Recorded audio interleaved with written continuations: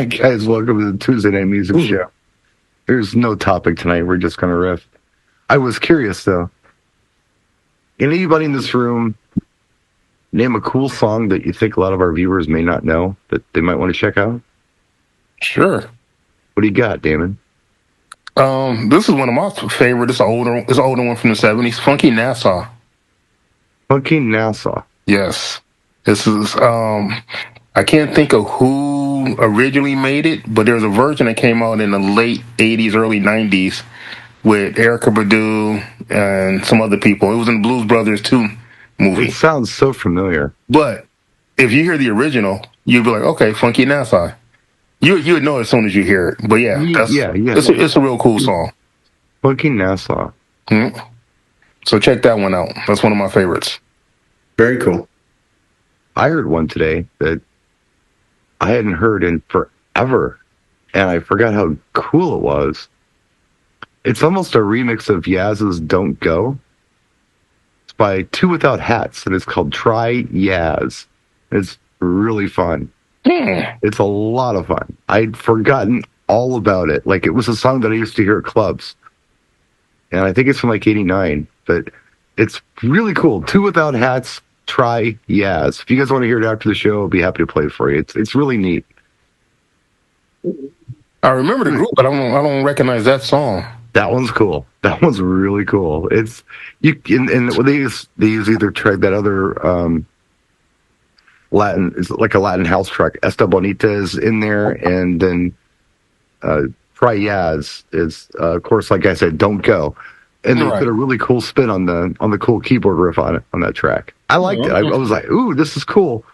And I heard it actually on the Freestyle Dance Station, and then right before the show, I actually put it on YouTube and listened to it a couple times because I just couldn't get it out of my head. It's really good. Nice. Really good. Anybody else got something cool they'd like to turn somebody on to that's a little different? I started playing Dynasty Adventures in Musicland. Sure. Which is the Camplo Lucchini sample. Mm-hmm. And I do this a lot, and I think we've talked about this a little bit. I'll take a track that I hear, usually something more hip-hoppy, so the likelihood of a sample is higher, or even electronic, and I'll just simply Google, is this a sample? And it'll come back with like, yes, this is a sample. AI will be like, yeah, this is Dynasty and, Adventures in Musicland. So I'll purposely go get the sample track and try to work that into like Cocktail Dinner or something, because I know I'm going to get that familiarity. Like, I know this from somewhere, but they don't know the original. Right. And it makes for fun at weddings because it automatically draws people up to you like, man, you're doing a great job. This is a great track. What is this? Oh, this is Dynasty. Dynasty, I don't think it sounds a lot like a track. I can't think of what I'm like. Lucchini, Camplo. Oh my God, that's what this is. Right. They sample Camplo? I'm like, no, the other way around. Yep. Oh, wow. And people seem to really, young and old alike seem to like it. I get that whenever I play Keep Forgetting by Michael McDonald. Right. Oh, yeah. Because I get the Regulator crew. Yes. So it's a fun thing to do sometimes Baby Bash. I had a buddy, I think I told you guys, Kirk, Vegas DJ now. He started with me back in the late 90s. He came over to my house once because I had CDJ 1000s with Master Tempo, and he wanted to record out of my 3000 mixer Baby Bash Sugar Sugar at 120 BPM. Because it's only like 90 or something. Yep. This is like 88. Okay, this is like 2004 because I still lived in San Diego before I moved to Temecula. And he recorded it, and he used to play it at a club. And I mean, when did Robin Schultz come out with Sugar? Which is that sample at like 124, probably in the last 5 or 6 years. Yeah. So I was impressed. Kirk was way ahead of himself on that. You got one for us, Sean? Yeah, speaking of speeding this stuff up, I just happened to be listening to this Twitch DJ. His name's DJ Damon 20011 the other night. Oh, yeah, that guy. That guy. You might have heard of him. He comes around pretty often. Yeah, once in a while. He played one I didn't hear before. I thought I knew of all the songs that were sped up, and this is a total example of getting Bryan Adams to Let Me Take You Dancing, and he played. That's what and he played. And I knew the voice, and it took me a second to get it. It was Sir Mix-a-Lot Square Dance Rap. And I just pulled it up on my Shazam. I was like, what have I been looking for? What have I been hearing? And it sounds like a almost somewhere between 33 and 45. If you were playing the 33, he sounds so very sped up, very sped up. But I guess that's how he got on the radio back in the day. That's kind of an old one. Damon, what's the date on that one? How far back do you think that goes? Oh shit, that was easily 88, 89. Yeah, I want to say 88. 88. Shazam says 88. So pre Posse's on Broadway, Yeah, this was the EP he released right before he dropped the full album with my Posse on Broadway and stuff like that. Yeah, so this song is actually this song is actually on the same album with my Posse on Broadway, but this came out on the EP first. So it's an interesting one. If you want to just put a new spin and not just play the same old Mix-a-Lot, check out Square Dance Party. That was a fun one. I was like, Square Dance Rap or Square Dance Party? Square Dance Rap. Square Dance Rap. No. Square Dance Rap. Jay, didn't you tell me that Damon turned you on to a track a week or two ago as well? The Mellow Man Ace track? Yes. Yeah, he did.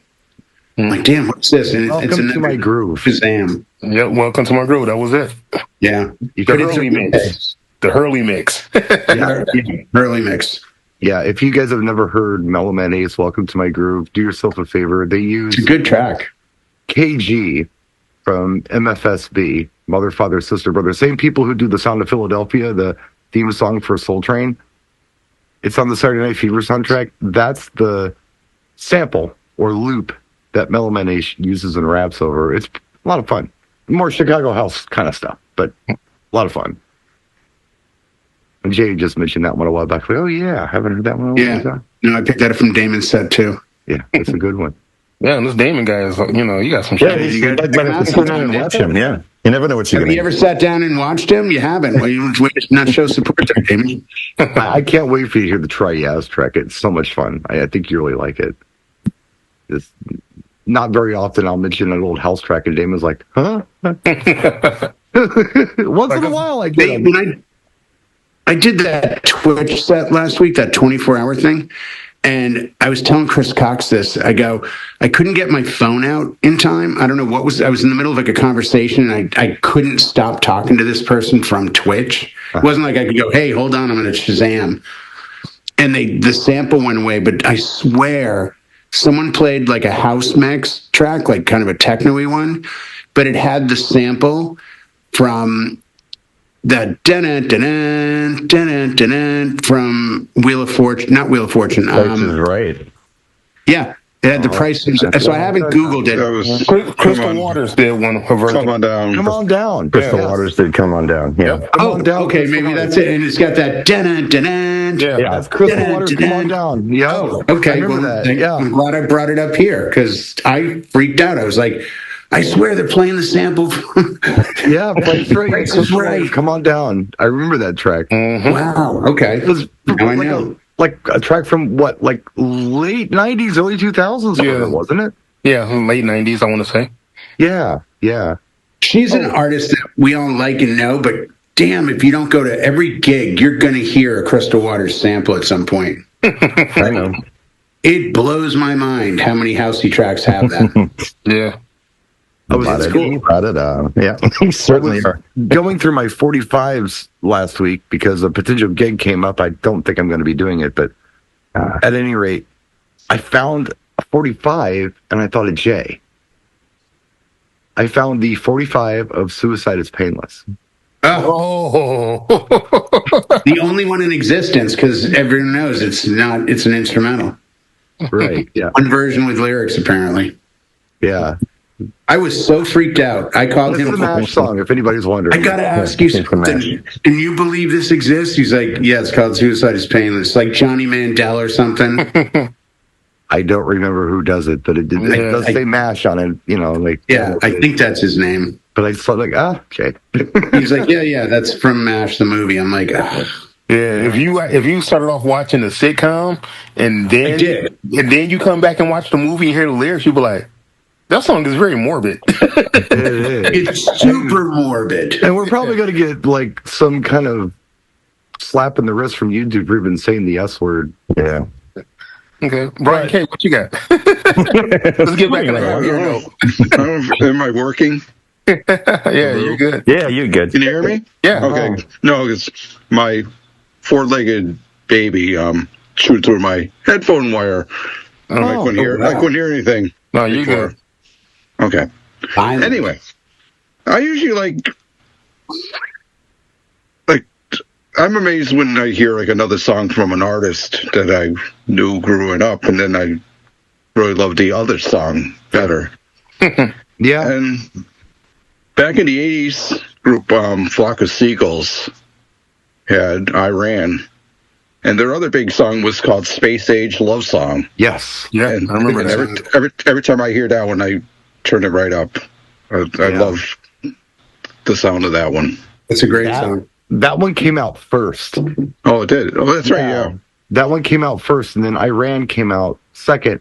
And I think the reason Iran did so well is, and I'm speculating on this, but it was more of a rocker. Like it would play on rock radio a little bit. Mm-hmm. Whereas Space Age Love Song is very much a pop song.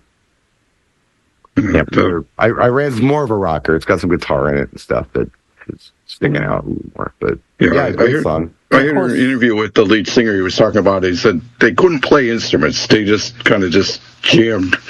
Yeah. And they did. Then that song too. They just added little sound effects and everything. Just made a song. Hmm. That the simplicity of a song. Just when I think of Flock of Seagulls, all of the sound effects that you hear, like at the beginning of Iran, for instance, I envision a flock of seagulls. That's what it sounds like. Like, for people who couldn't play instruments, they interpreted sounds very well. They did a good job with that. they had another song too. I can't remember what the other one was. Wishing I had a photograph of you, or something like that. Yeah. Yeah, that's it. Or something to remind me. Wishing. That That's what it was Naked called. Eyes. Yeah. No, I wouldn't find myself just wishing. Oh. Yeah. Eric is saying Little Willie by The Sweet. Yeah. Yeah. I'm Yeah. not familiar with that song. Really? It's a little older. That one actually Glam is rock. It's fun. a big banger at some mobile events. I mean, Wavy Davy, that's one of his signature tracks. I would have to check it out. Yeah, but if that's your signature track, somewhere you're playing SATURDAY by Bay City Rollers. Yeah, I mean, yeah. Like, if Little Willie you're playing is Little fun, Willie, you're playing Bay City Rollers. It sounds like very something similar. you hear in a Tarantino film. It's just, Okay. you know, it's got Nah, Yeah, nah, I you know got where I'm going with that? I mean, I think Love is Like Oxygen is a better track, but Love I is don't Like think- Oxygen is too. you can't really manic. bang it out at a wedding. It's manic. But Fox on the Run was the big one. That was the big one. Yeah. Well, Ballroom Blitz, too. Well, there was the Sweet and the Sweet. I don't remember where they did the split on that. But I think it was just. Wasn't it the same group? Same group. It was the same group, but they went from the Sweet to Sweet. And I think Love think is Like Oxygen Sweet- is Sweet. But I think, That is sweet. I think Yeah. Fox on the Run and Little Willie, I think that's the Sweet. The Same Sweet. band, just different name. Yeah. Kind of like Fox Eagles. Run, and then Ballroom Blitz is the sweet. Oh, somebody I got an think argument so. with their record company. Yeah, you're right. Well, it's funny too because you think about if you go to England, and I've gotten it on compilations before. Like if I've got a 70s compilation from England, I'll have acts on there like the Detroit Spinners. Because there was already an act called the Spinners in England, so they had to call them something else. Mhm. Yeah. Yeah. And it's the same thing with Yaz. We call him Yaz. Over there, they call him Yazoo. But we already had an act called Yazoo. So we had to call him Yaz here. There's stuff like that all the time. Well, you look at the band Extreme. The beat, And the English beat. It's a great name, but the band was called The Dream. And when they found out where they were going to get signed, there was another group called The Dream. They wanted to be known as X Dream.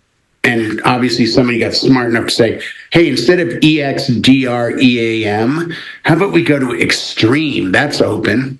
Yeah. But it was based on them being the X Dream. It's a bit like in excess. They were in excess of alcohol was what they wanted to do. Okay. Alcohol. We'll just use the letters phonetically. It'll work. Okay. Everyone will get it. Well, if we go another round, I have another song. Yeah, keep going. We're just riffing. Okay. This one's for the younger kids, the younger generation. They may not know this one, but it's a great house track. It's the remix, Professional Widow by Tori Amos. The Marvin Hill remix. Yes, that came out in like the early 2000s. Yeah. That's a lot of fun. It is. But if you look at you like Tori Amos, and all of a sudden, then when you hear the Marvin Hill remix, you're like, oh, yes, this is not the same sappy, hippie Tori Amos track. That song cruises at about, 135 BPM? I want to say about 132, 130, somewhere in there. It's up there. It's about 130, 132, yeah. Yeah, it's up there. That's my song. I mean, the younger generation, if y'all watching, y'all need a cool house track. Yeah. Check this one out. A lot of stuff did great. Dance track. It's in that area, in that period of time, there were a lot of the softer singers that were just getting these banging dance tracks. Do you remember Delirium when they got Sarah McLachlan to do Silence? Yeah. Yes. And it just had that big build-up, and it's just, it's the same one who sings and you cry about the puppies and the kitties and stuff. It's the Sarah McLachlan with the animal protection stuff. Yeah, there's a really neat good song from about the same time period from her. White Fang, there's a remix of that too that's really good. Yeah. Really, really, really good. I mean, or we can go down the Marvin Hill and rabbit hole when he did Sneaker Pimps to Spin Sugar. Oh, yeah. Like that track. Yeah. I mean, he was dropping some hits right around that time. I mean, he was on fire. So yeah, that was fun. Not bad for a guy that used to play freestyle all the time and then started making house music. Mm-hmm. Yeah, 6 Underground was a jam too. Exactly. Like I said, we're not even going to get into his own personal stuff. These are just the remixes that he's done. Yeah. Speaking of pimps. Uh-oh. Yeah, since we're on the theme, there's an act called Boogie Pimps. And they do a really interesting remix of Jefferson Airplane's Somebody to Love. That's a lot of fun. Have you ever heard that? That one's not sounding familiar. I think you'd dig it. Is it recent? Is it in it's like 10, 12 years? It's in the last 20 years. Maybe a little longer. It's an early 2000s track. I played a set at DJX. Brian was there because he took a video of me in the beginning, and one of the tracks was a White Rabbit remix. Oh, I wonder if it was that one. No, I did that, and I did the Montel Jordan. The remix where it's house and it comes down. Yeah, this is definitely Somebody to Love. The music video is Somebody to Love. That's the one I did. I did Somebody to Love. Oh, you did it? Okay. Yeah, Brian was there. Yeah, that's a fun one. Yeah, and shockingly enough, now he's into classic rock and Skinner and all that. But it was when Connor was really into house music, so he'd given me like Borges, the Somebody to Love remix. He goes, I think you know this song, and it was the Montel Jordan. This is How We Do It remix. That's like 126, 128, and then it has a breakdown where it goes back down to the 104. And then loops back up. Yeah, I did a bunch of his stuff. The remix of that Montel Jordan track that I always really liked, I know I've got it somewhere. It's Montel Jordan, This Is How We Do It, over One Way's Cutie Pie. Mm-hmm. Nice. I used to really enjoy that. Have I ever heard that? I have heard it. Okay, yeah, I like that. That's nice. That's fun. It's a very, very funky track. Just to drop that one once in a while in place of the regular. And One Way Cutie Pie was a bump and jam too. Yeah, it was. Anybody got anything else? cool tracks to share with the class? I did a thing the other day with a track that Pulse gave me. Gave me 2 tracks like 06, 05, 06.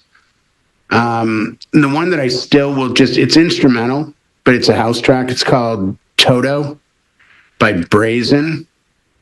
And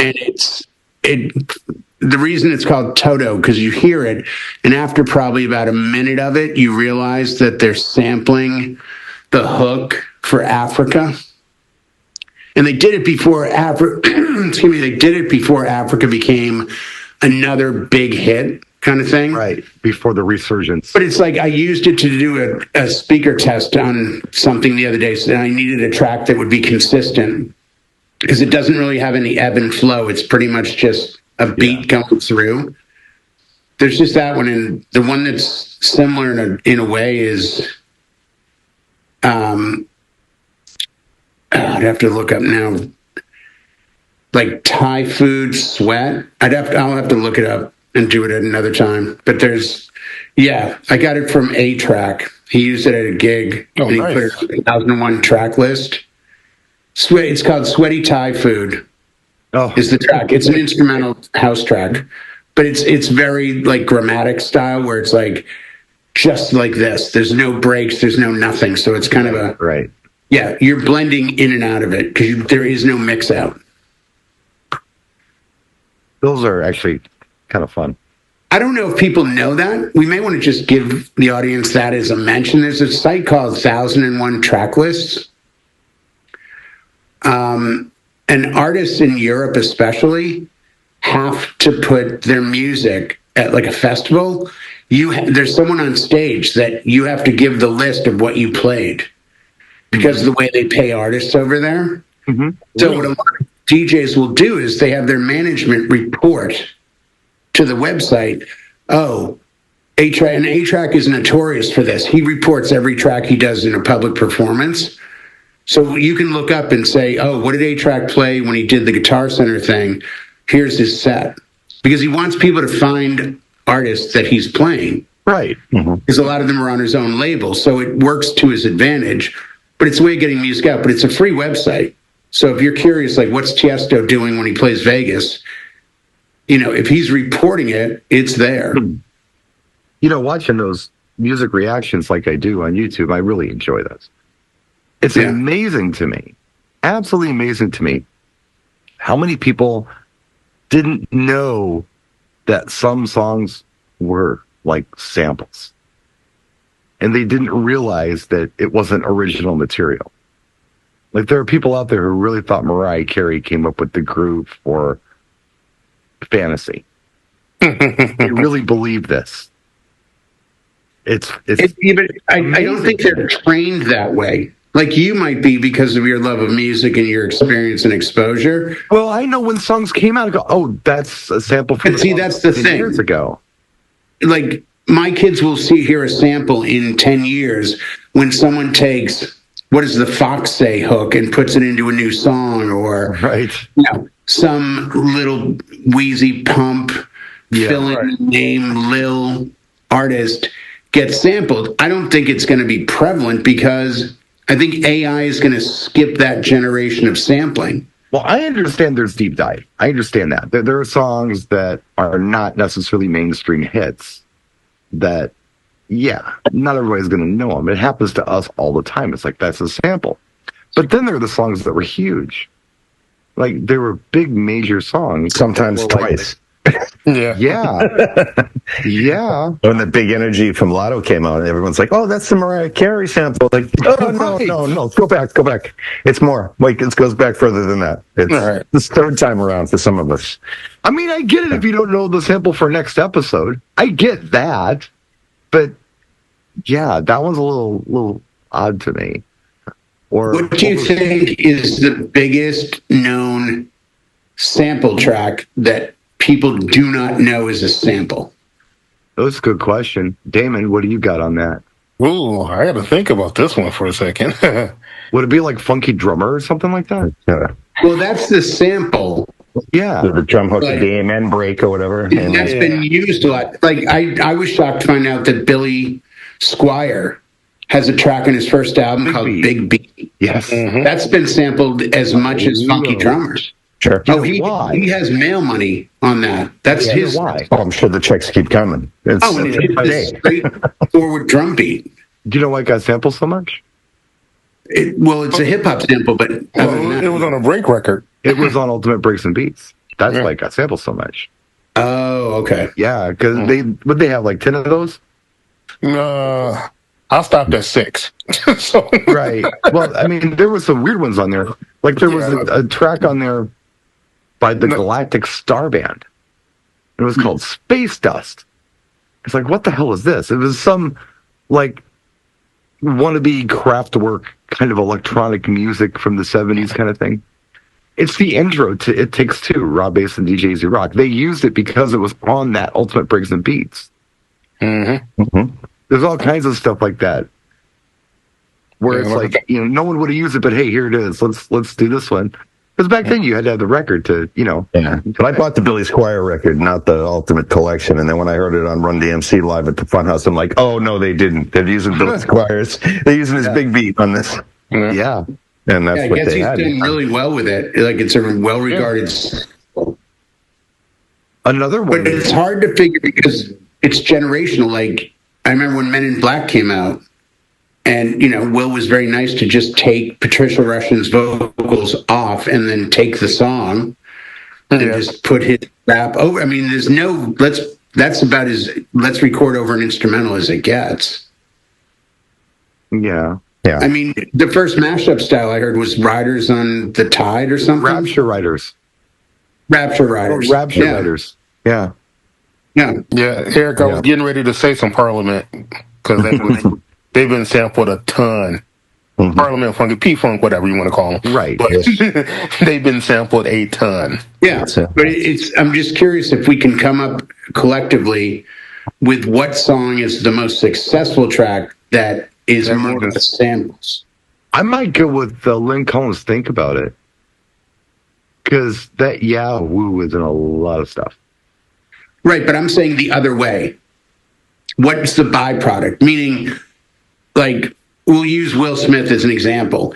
If he sold 50 million copies of Men in Black, that's a sampled track.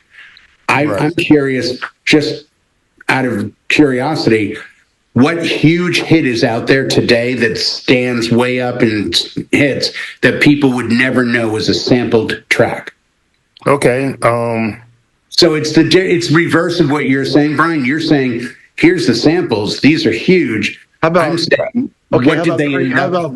How about Beyonce Crazy in Love? Okay, yeah, that's a good example. How about that one? People don't know this is a sample, and that's I don't think that most of our fans would think that's a sample. Are You My Woman or whatever it is. It's hard because all the samples I know are older. Yeah, I don't think California Love would really count because it's a 30-year-old track. No, it doesn't count. People don't know that, and that's the Joe Cocker track. Yeah, that's Woman to Woman. Yeah. There's a lot of them like that. Yeah. Not many people can remember Soup for One from Chic and know where that went. For Lady Mojo. Yeah. Well, Lady Mojo. that may have started the ball rolling with Chic and Rapper's Delight. Maybe that's kind of ground zero of making it known. We found this cool song and we're using it to make something else out of it. I remember I lived in California when I first heard Rapper's Delight on the radio. And I was like, well, what is this? They're doing this they're doing this thing on top of Yeah, it's a song I know, and they're adding stuff. But I mean, the song was only 6 months old, And that was a weird one. Yeah, you don't see that today, or really in any recent time. No, not very often. Much older. Well, because they didn't want to pay the money, so they're like, let's find a track from 1963 that no one remembers. I'm sure Nile Rodgers bought many houses off that. Weren't we having a conversation the other night about what came first, the chicken or the egg, with a certain track? Or with a beat or something. What the hell was it? So you can't own notes. You can't own patterns. It's you own just melodies. Yeah. Oh, I remember Boogie Boys Fly Girl and Sly Fox Let's Go All the Way. Mm-hmm. And we couldn't figure out which one came out first because they were both 84 recordings. Super close. Yeah. Yeah. But I know I bought Boogie Boys before I bought Sly Fox. Yeah, me too. So I was just assuming that came late. Yeah, just based on the receipts, you know. But they came out at like the same time. Because we assumed Boogie Boys was first. Right. And it probably was, but thump whack. That's "We Will Rock You" all day long. Right. It's just a percussion sample. What do you think's the first big electronic sample artist? Would it be Daft Punk? Is that kind of ground zero for the electronic sampling? No, I mean, you were just talking about the Mellow Man Ace song. I mean, that was... When did that come out? 89, roughly? 89. When did Daft Punk come out? Daft Punk didn't start coming out until like mid-90s, like 95, 96. Well, okay. 97, I think, was when I first heard Around the World, was 97. Yeah. But people were jacking beats for a long time before that. They, like, looking for the perfect beat, got stolen into a bunch of stuff. All the old African Mambata stuff, Planet Rock, showed up all over the place. Well, I mean, if you look at Planet Rock, shit, every freestyle song has that DNA in it. Right. Yeah, they're all related. Yeah, they're all cousins, I mean, second cousins, or third cousins. We can run through a whole list of Planet Rock songs and freestyle. Well, like that Two Without Hats song I was talking about, that's 89, and they're taking Yaz from 82, 83.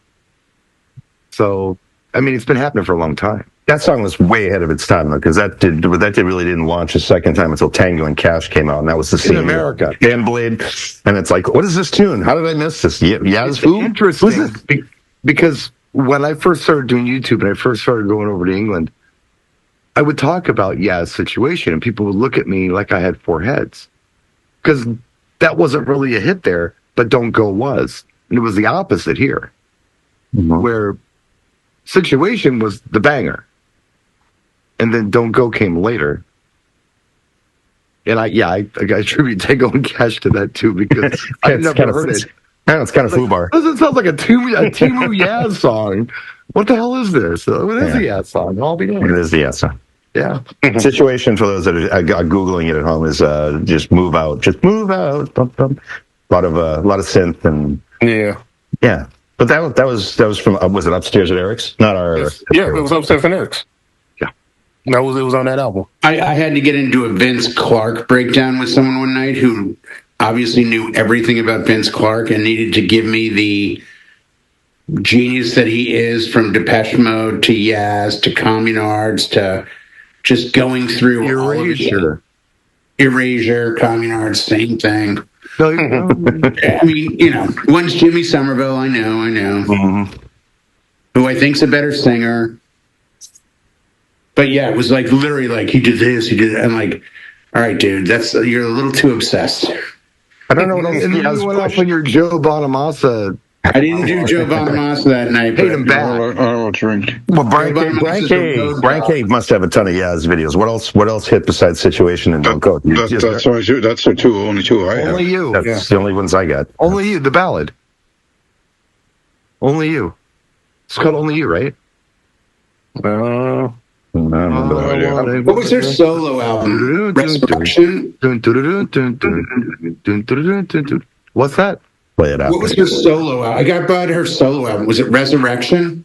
I have it back here. Alison Moyet? It's a one-syllable word. It's not rough. It's Alf. Alf. That's the name of it? Maybe I'm thinking of a track on it called Resurrection then. Yeah, the album, I'm pretty sure it's It's a good album. Alison Moyet Alf, I think is the name of it. Oh. Yeah, it's a good album. I think. I don't know, check my math on that. I might be high. She's another one of those 80s artists that just kind of like, here you go, I'm proving I can do all this, and disappear. Yep. She's going touring around, so. Yeah, we know that popped up. Took a break. She was in Philly the other day. Yeah. Here I am, and take a break. Right. Oh, she was in Philly the other day? Yeah. Really? Alison Moyet was? Yeah. Yeah, she's touring around. Starbucks okay. Coffee house. I was gonna say, what kind of stuff is she doing now, though? I mean, that's the question. She's at a coffee house. She's making latte. Yeah. She has songs. Really? Is she doing it like in an acoustic setting, or is she doing it? I don't know. I know a couple friends that went to go see her. I saw her. Text them and find out. I saw her at Vince Clarke do the Yaz thing. Yeah. And that was when we were in Chicago. at the Mobile Beach Chicagoland show.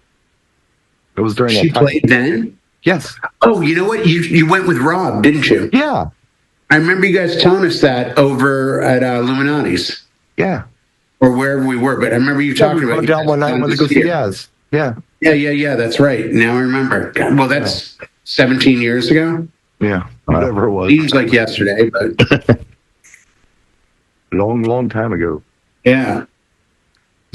I was only 14, my first movie show. Sounded great. That's the first time I saw an LED wall at a show. Really? Yeah. Yeah. Nice. First time I ever saw anything like that. Yeah. Wow, that's kind of weird. Only 2 people on stage, but the wall's interesting to watch in the meantime. Todd Rundgren did that with Utopia like 2003. Had these little pods. There was all LED lighting. And I kept elbowing the guy I was with. I'm like, those are LED lights. You know how expensive they are? He's like, who cares? I'm like, they're all LED. That's why there's no heat. See how no one's sweating? They're not under lights. He's like, stop being such a geek. The new style. We're gonna be like rock bands. We just put up, we put up the five lines, just the 5 lines with the spots in the middle, and give the illusion of the space. That's the new look for rock shows right now. Totally off topic, but we were talking about Crystal Waters earlier, and did that show with her. I don't know when it was, 2014, 2015, at Mobile Beat? Yeah. And I was kind of the liaison for her, and she went out and did her performance. And I don't know where Ryan Berger got that freaking stage light set, but they were all halogen. Oh, Man, she came off that stage. She looks at me. She says, "It is hot as a up there." Like, I know it's very hot. God damn, it's hot up there. Well, for halogens, it's $50, or it's $6,000 for the LED halogen. Right. You're right. She's not gonna melt. She's all right. 50? Did you say 23? Here you go. I got nothing more. So, are you surprised it was halogen? I love Ryan, but I know. Right. Ryan squeezed a quarter out of 2 nickels. Let me tell you. how many par 64s can we get up on stage with 400-watt bulbs in them? Right, and not like completely, blow the whole, make the city go into a blackout. Oh yeah, exactly. We need a generator to go with it. Is your wing catching on Hold fire? on, I got to turn the halogen. You go inside and turn the bulb so it would wash instead of pin. Right. Remember those? It's like, can you change that? I'm like, in about 3 hours when it cools down. Exactly. I'm doing it right Got some now. hot dogs we can, and cook some food or something. How many color films did we melt?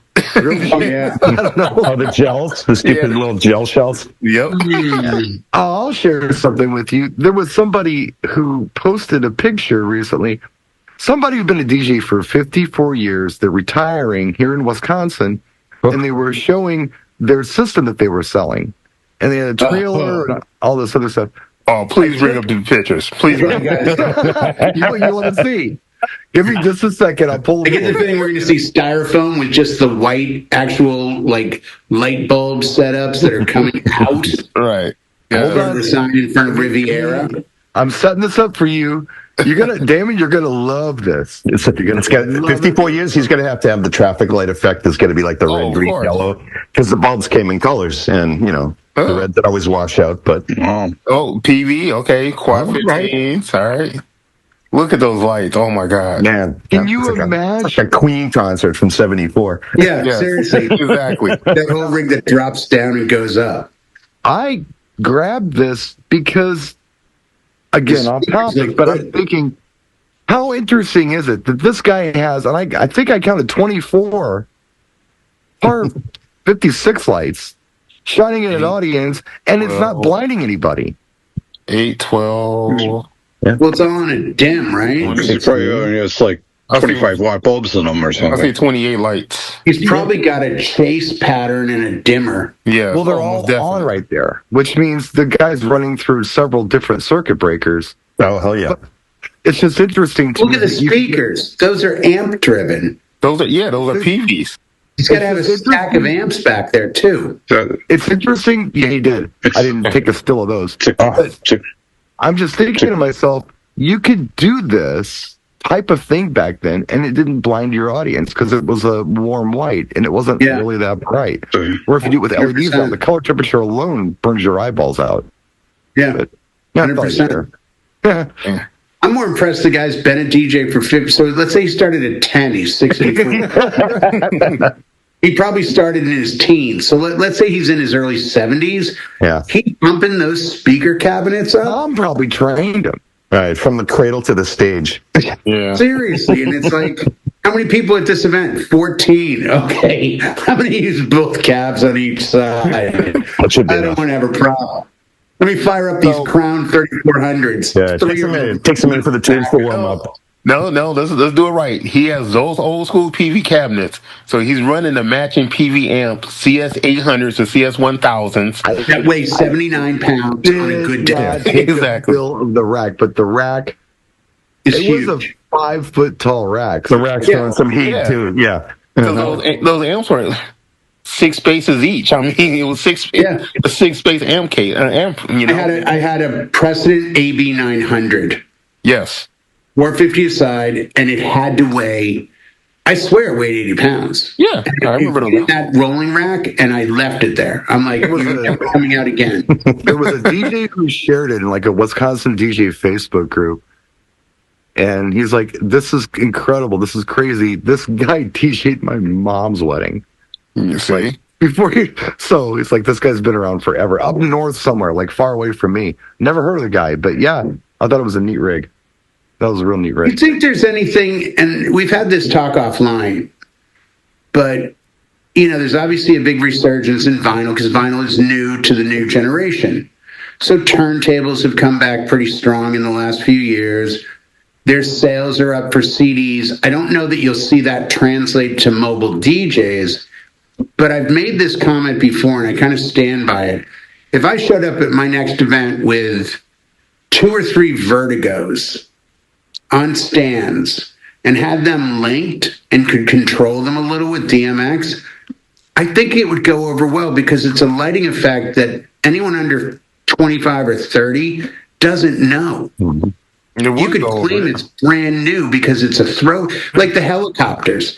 That might be viewed as a super cool light now that used to be a Latin disco club centerpiece. Everywhere. Around. I think it's kind of like bell bottoms. They have to completely go away before they can come back. Okay. I think the Vertigo can do it. Vertigos might be, you know, the Chucky and the Scotty are probably running neck and neck. Right. There's somebody out there still running the things. But it's like I say, it's like Stacy. No, somebody does. Yeah, Stacy. Stacy has a Vertigo?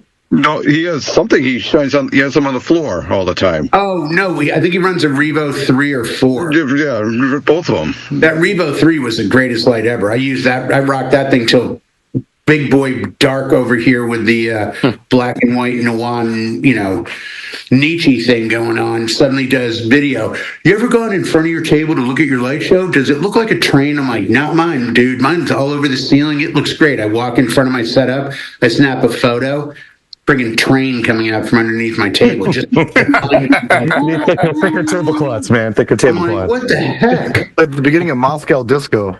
Seriously, I'm like, what happened to my cool light show? It looks great over there, but when you look at me, all you see is this bright light shooting out. I'm like, oh, damn it. I can't do this anymore. We'd love to hire Jay, but we don't know what he looks like because it's just like, can't see it. It's great. Yeah.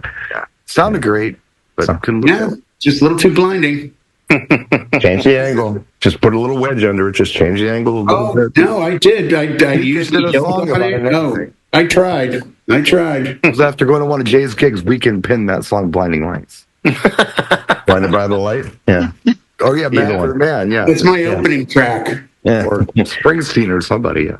You just hear the Manford Mann version. Yeah. Pull that big lever. Wait, I love the Michael Mine version of that song. Speaking of songs, the Michael Mine version of Blinded by the Light is magical. It's so good. Is it a dance version? Yes.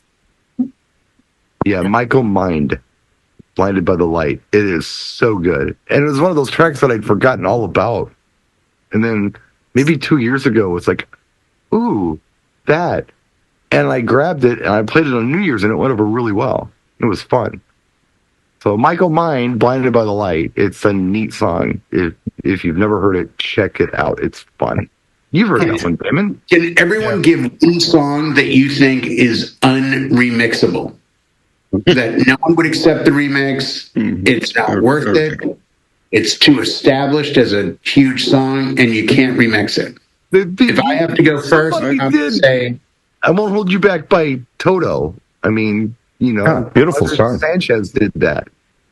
No. I'm saying, can you name a song that you should not / cannot remix? Example, I don't think you should or can remix Sweet Caroline by Neil Diamond. I think it's too big, and I think a remix of it wouldn't be accepted. If you remix things, I think what happens is it becomes dated in a bad way. It's almost like making a car reference, taking a car that's 60 years old and making it to modern specs, and then looking at that car again in 20 years and it looks dated in the wrong way. Right. Okay. It's like that with remixes a lot, I think. The one I'm thinking about right now is Frankie Valli, Four Seasons, September 63, Oh What a Night. Yeah. They remixed that one in the 80s, and that got played like mad at every event for 20 years. But then I go back, I don't want to play that version anymore. I want to play the original version. It's got more punch. Because the 80s version is somehow dated in a worse way than the 70s version is. Does that make sense? Yeah, no, it does. Yeah. It shocks me because there are tracks I play all the time, and I'll think, man, has anyone done a good Sweet Caroline remix? And I'm like, they probably shouldn't. I don't know that it's a track you should mix. Like, I don't want to hear, and I know somebody's done it, and it's terrible, but I don't need to hear Freebird as a dance mix. Right. Just saying, if you're out there working on that in your Fruity Loops right now, and your mom's Is that Will to Power? And they cover that one of them. Okay. They did that reggae vibe to it. I was like, oh, okay. Don't remix Piano Man. How about that? Yeah, I don't want to hear that as a dance version. No, don't remix it. Because they'll suddenly in the middle of it go like Cadillac. What was that? Did they add Moving Out? Is this the anthem? I don't remember this drop. All right. All right. Let me go into my garage band and delete my Benny and the Jets remix I was working on right now. American Pie, delete that one while you're in there too. Stay away from that. If you want to do Vincent by Don McLean, I could see that being a great dance. Or Ben by Michael Jackson. That would be just a screaming need a remix. Yes. I had it all. When he starts to cry. Oh man, it was almost done too. To Billy Joe would be a great dance song. He remixed it. Okay. Let me send I would do that right after I did, and watch this, Brian. Watch as Damon freaks out. I would mix that right after I did Vicki Lawrence, The Night the Lights Went Out. I sense that was coming. Just now Damon's got it in his head. That's Damon's earworm. Exactly. All it needs is a little redrum. Just a little. I need a little 808 cake here. All right, okay. Yeah, there we go. All right, license plate rattle. Yeah, just enough. The little bit of time we have left, what's the weirdest thing that you've heard remixed? The weird. Ooh. Oh, I've got a Van Halen tribute dance CD at home where the tracks were. Every one of the Van Halen tracks were done by DJs as a dance version, and no one of them is any good. Well, dance tonight. And Talking About Love is sped way up to like 130, and so it's like dun dun dun dun dun dun dun dun dun.